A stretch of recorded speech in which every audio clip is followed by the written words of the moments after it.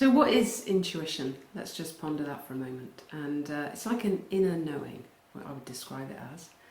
And the other thing I love about it is that it's something that it's like a skill that you practice and build, and that what you're building is your trust in your sense of almost like non-logic.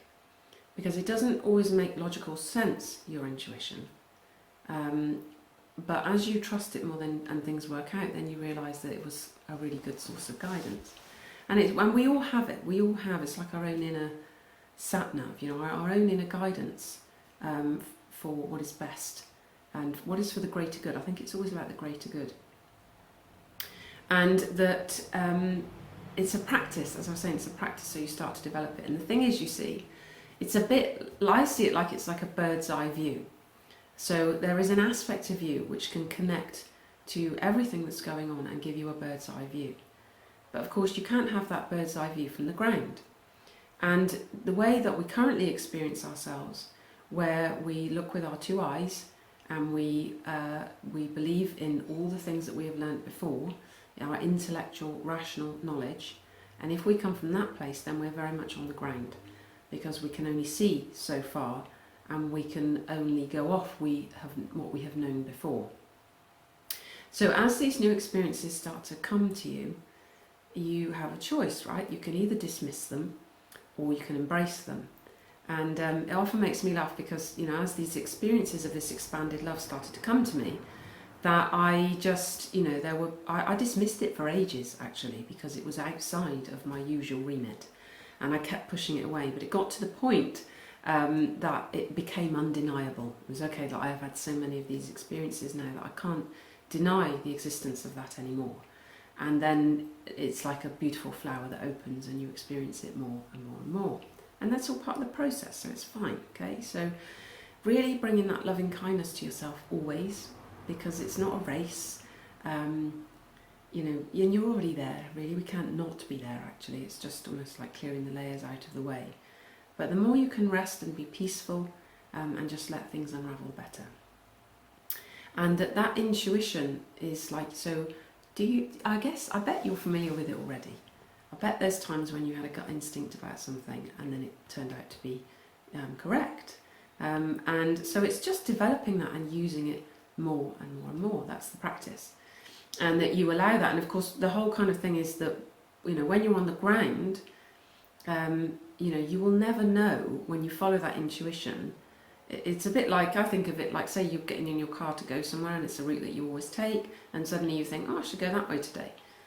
And then because you go that way today and you miss the traffic jam that you would have hit, you'll never know that you missed the traffic jam that you would have hit. Do you see what I mean? So as you start to trust it, it's like, you don't really know what it's like veering you from or where it's leading you to. That's the other thing. That sometimes when you get an intuition to go somewhere and then you meet someone, and then that is perfectly unfolding for the next bit, you see. But you can't know that when you have it. So it's like blindly trusting, isn't it? This invisible source of wisdom. So it's that. So it's beautiful. It's an unfolding. You let it go at your pace. You trust it at your pace, and that you gradually will get more and more used to your own sense of knowing and how that comes for you. So some people get tingles. Some people will just have a knowing. There is no right or wrong way. It's your way, and how are you connecting with that? So so to me that's what I would say our intuition is. And I remember when I did my psychology degree and that we were doing perception, and I remember reading one of these textbooks. It said about how birds use these magnetic forces, and that's how they navigate and move around and communicate with each other. But we're more evolved than that, and so we don't need it because we have our sight and our speech and hearing. And it made me chuckle because I thought, wow, this is like, we're not more evolved, actually. That there is this incredible source of wisdom available to us, this source, and it's about us tapping that and learning how we do that.